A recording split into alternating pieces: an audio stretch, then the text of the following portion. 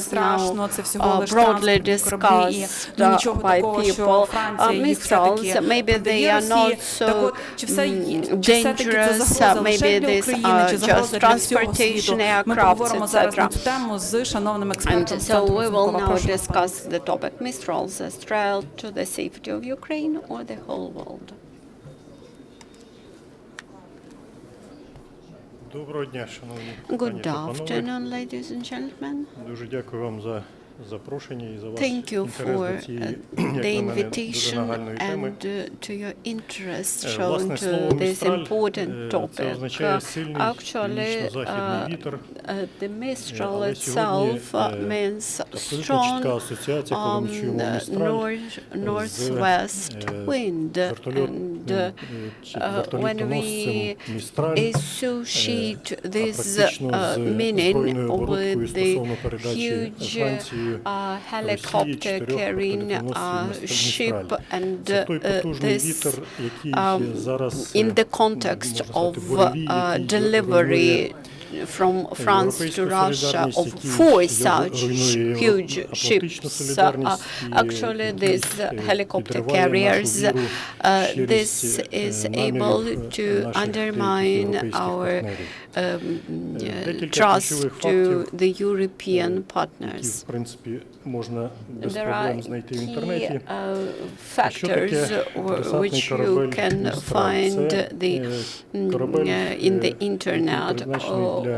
What does it mean, a helicopter carrier Mistral? It is designed for long-distance transportation of helicopters, up to 16 helicopters, heavy armored vehicles, or up to 60 armored vehicles, and between 60 and 900 airborne force soldiers. And it could be equipped with different types of arms and weapon, and some of the supporters of this deal mentioned that it could be equipped as a floating hospital, but we clearly understand that Russia is buying it to strengthen its military force and for transportation of loads on long distances. Our latest experience and latest press briefings of separatists continue speaking about humanitarian assistance and about transportation of different artillery, missile installations, etc. And we clearly understand that they could be used for military purposes. Actually, the speed of this vehicle is up to 40 kilometers per hour. This is good enough for the ship, and the length of the length of distance is more than 7,000 kilometers. The length of the boat itself is equal to the length of 2 pitches, football pitches. And what is symbolic in this context of the deal, the negotiations on the deal started in late 2008. And what comes to your mind at the moment you start thinking about this date is that this was the end of Russian-Georgian war, and this was President of France who participated in that negotiations. And this was in the moment when Russia was frightened with the sanctions in relation to Georgia. And by the end of the year 2008, this was a suggestion, a commercial offer made by Russia to the French president, and the French president, whose party was at power at that time, was unable to reject from this proposal. And at that time, Putin, during his visit to France, mentioned that it was not the last commercial offer made by Russia to France, and thus he made a sign that it was not the latest very good deals offered by Russia. Thus, in 2009, there was a contract signed in the amount 1,200 million euros, and this comprised two ships, two battleships, two helicopter carriers to be constructed in France, and two should be constructed in Russia.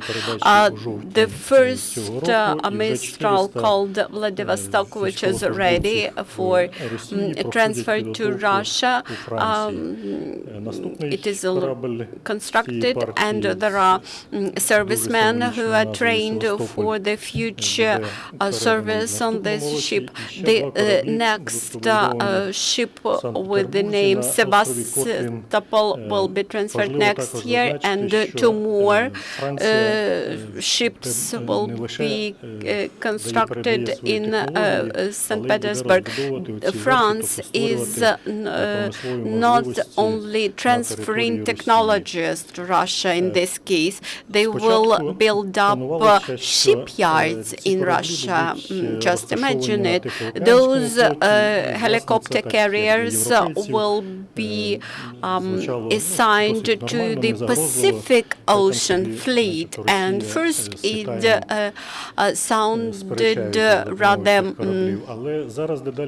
neutral for Europe, but in current situation it looks like the first two ships doubtedly will go to the Pacific Ocean Fleet. The first one will go to the Black Sea, the second one will go to the Baltic Fleet, and the last two will probably be used in the North Fleet of Russia. And now I would like to speak about some threats. The threats here comprise both short-term and long-term threats. The general summary as for the threats could be as follows. Actually, today, one of the most powerful European countries, who is a NATO member and who is the permanent member of the UN Security Council, this country clearly demonstrates its inability to strategic thinking and his readiness to sacrifice long-term threat to the short-term benefits, and thus become a subject to the global threats. There are the following categories of threats related to it. These are the military threats and political threats. As for the military threats, such a deal will considerably increase the possibility and capacity to carry out long-distance operations. This will distort the balance of forces in the Black Sea region and create a threat to the countries not like Ukraine and Georgia, but also to the NATO members. And the next threat is that the technologies will be transferred to the aggressor countries country, and the technical and technological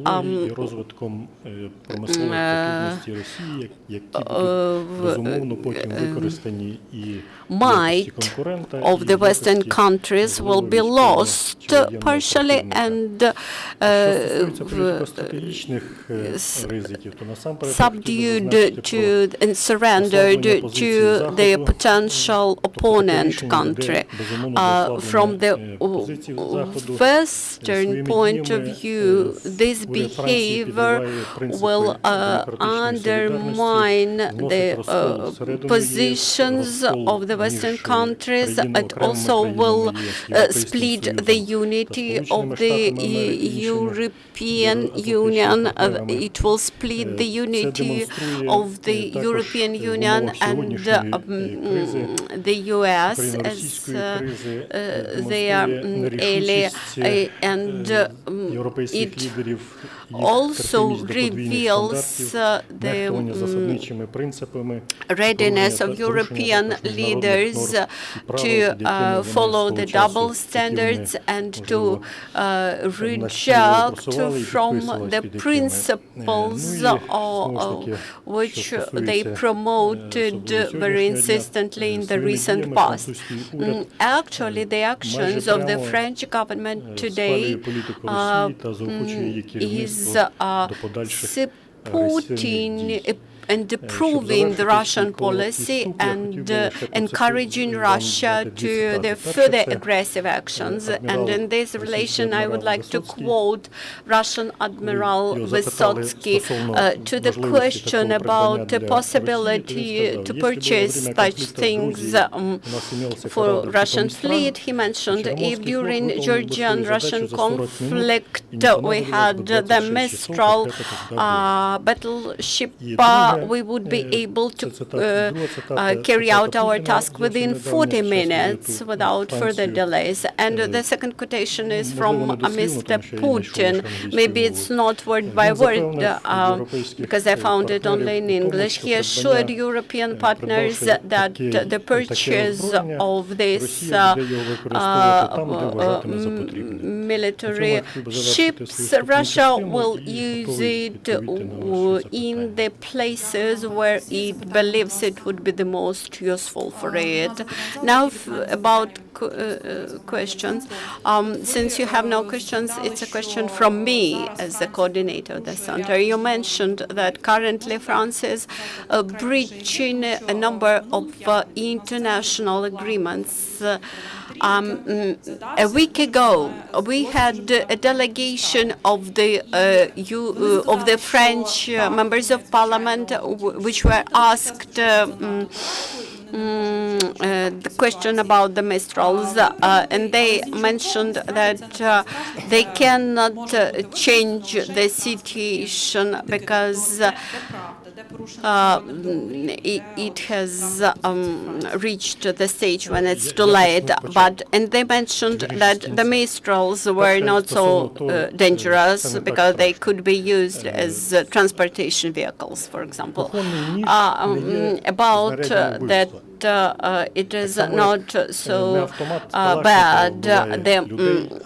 The kitchen knife is not designed for murder, and Kalashnikov machine gun also cannot kill a person without a human being behind it.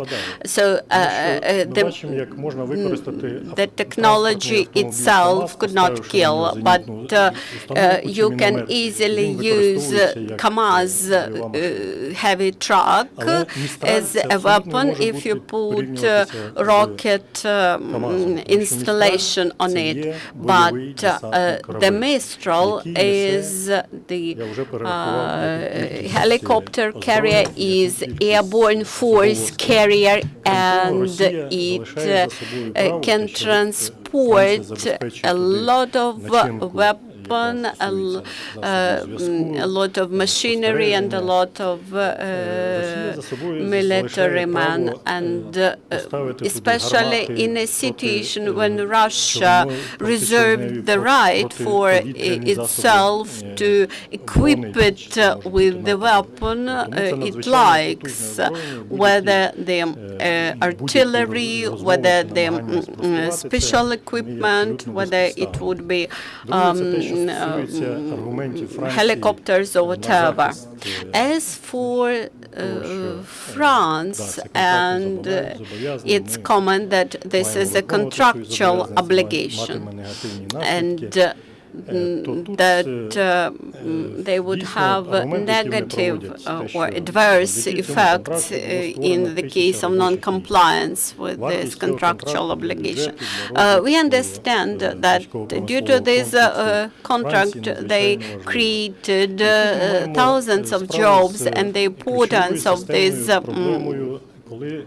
this contract for the entire economy of France and its military complex is very important. And here we see how the states think in terms of economic interests and very earthy interests of new elections, which will be held soon next year in the regions where people are employed due to this contract.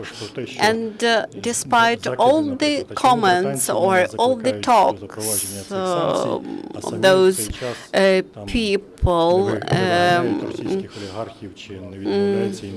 for example, of such sort as the Brits do not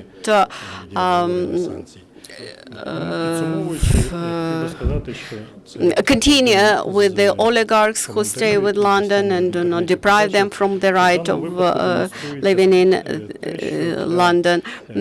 Actually, the French now, the French politicians demonstrate that new created jobs for them are more important than human lives in Ukraine.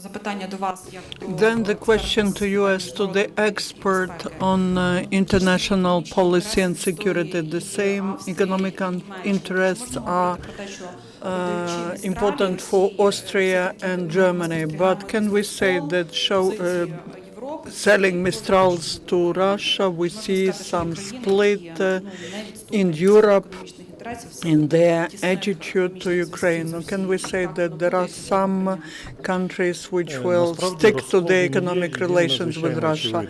Yes, there is this split, and it's obvious, and the fundamental principles of European Union, of Euro-Atlantic community are subversed this way. Every EU country has made its calculations what would be the consequences of the sanctions for their economy. For European countries, that means 10% losses in their GDP.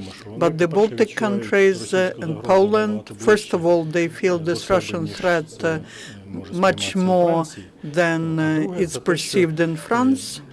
And second, France in principle, well, we can agree with their position. Maybe they would have refused from that transaction if one of the proposals would have worked. If these Mistrals were purchased by NATO, but what's the sum of money for that transaction? It's not that big.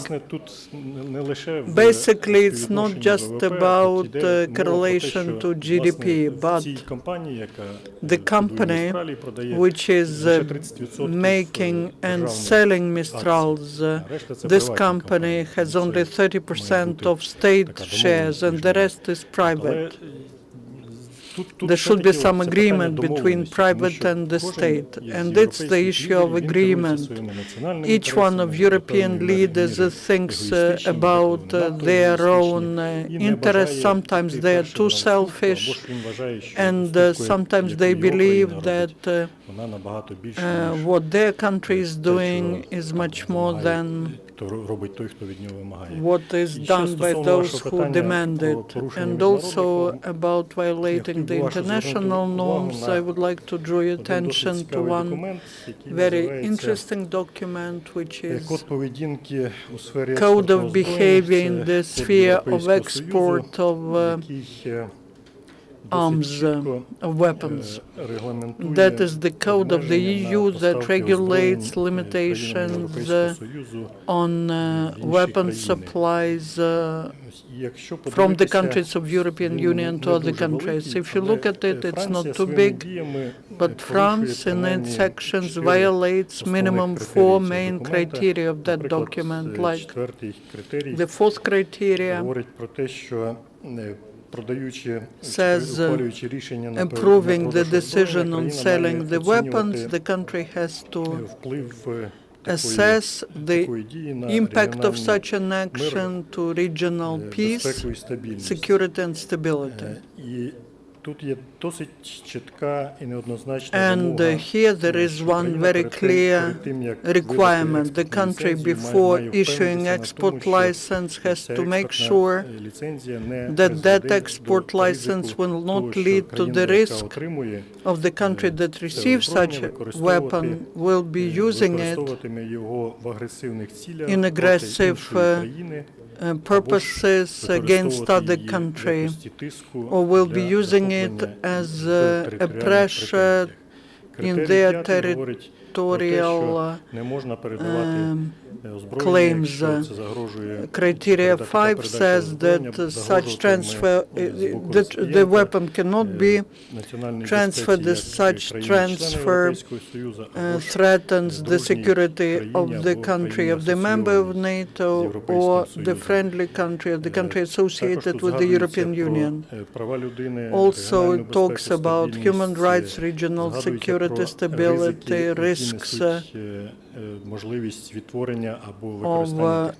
the possibility to duplicate, reproduce or use this technology. Also, criteria 6 says that the weapon cannot be sold to the country which threatens the world security, which supports terrorism, which does not respect the international law. That's one of the examples of the documents that France signed, and it had to follow such a document. Then the last question, this code, does that mean that the country buying Mistrals should give some commitment that they will not be using it in military purposes, for military purposes? The code doesn't say that, and there are some comments there, some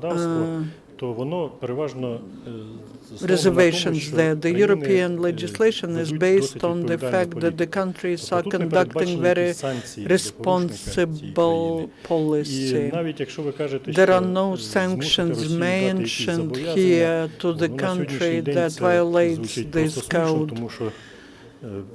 basically violating plenty of obligations, commitments, starting from Budapest Memorandum and bilateral agreement on friendship and cooperation between Ukraine and Russia. Now, any commitments of Russia are not worth a piece of paper they are written on. Do you have any other questions? Colleagues, no questions. Thank you for helping us and for making sure that Mistrals are not just the threat to Ukraine, but the threat to the whole country. I hope that if I convinced you in that, I'm happy, but let's try to convince the government of France that this is a big threat that threatens them, and this is a big threat to their image as to responsible country. And also, I believe that if we